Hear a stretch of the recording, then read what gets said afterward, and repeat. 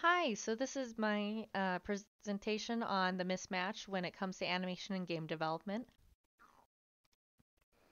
So, about the field, animation game development is most often thought of in terms of the entertainment industry. So these are your Disney movies, these are your video games, these are your mobile games. The skills included, though, end up being helpful in other industries like the military, marketing, education, medicine, and pretty much anything that benefits from having visual aids. Available inclusion in the industry currently is stuff like representation. There's a newer surge for more representation in media, has meant for much more varied films about different experiences, which means more people with different backgrounds and experiences are now being hired to make those films. Accessibility options means stuff like even in indie games, you have options to turn on settings that help viewers with things like motion sickness, color blindness, captions, and Xbox straight up released a mode to allow another player to assist with certain actions. So, while not ideal, it can make games way more accessible to those who cannot play them. Designing for accessibility, recent developments are things like games like play that games are just completely played audibly. Like you listen to the game, you speak it out loud, no visuals, nothing. Or animations that may be appealing but would cause seizures in those with epilepsy are maybe toned back a little or change so that they're not able to trigger those sort of reactions. Possibilities for the field, which would be making video games meant only to be played through the avenues available to those with disability. For example, a game only played with eye trackers or by listening, doing stuff like that, and even getting it like mainstream would go a lot of the way towards normalizing stuff like that and making it more common for that to be shown and just designed for within the industry. Representation, like I mentioned before, the more news stories we get, the more people get represented, the more people who feel included within this sort of entertainment sphere.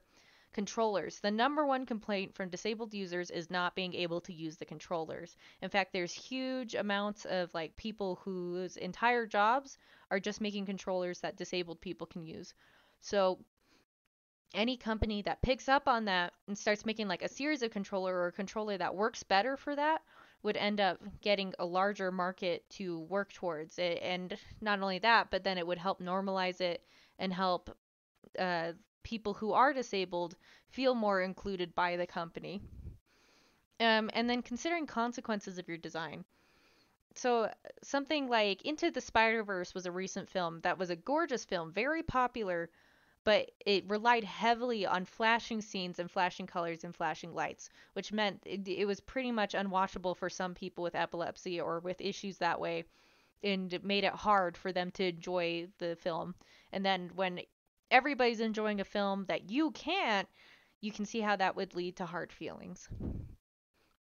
Shifting towards inclusion in the industry is stuff like the target audience.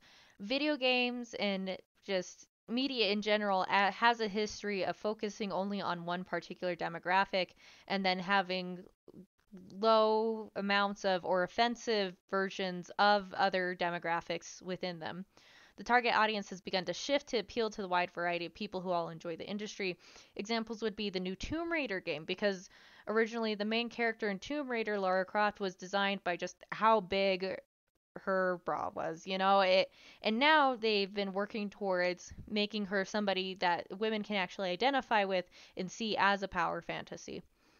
Closing the gap as well, where in 2021, only 38% of game developers were women or choosing to identify outside of the gender binary. However, that was 10% more than the year before, which shows a trend towards growth, showing that people are starting to lean towards making things more equal and hiring more people.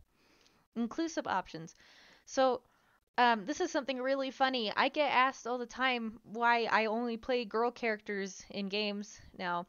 And my number one reply is that when I grew up, you couldn't be a girl character at all. So I want to enjoy it to its fullest.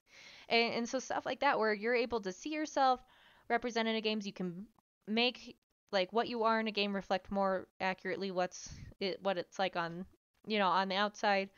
But not only that, there's options to increase visibility, heighten contrast, stuff like it turns down stuff like the POV in order to limit motion sickness, and other options like I know some games that are story based will just straight up have a mode where it makes the game easier, so somebody who might not be up for like a skill based challenge or who struggles with it can still go through and enjoy the entirety of the game without being stuck on maybe one frustrating part. And the number one thing I really liked taking from the Mismatch book was the slogan "Designed with, not for," because I think that's something that my industry could really benefit from.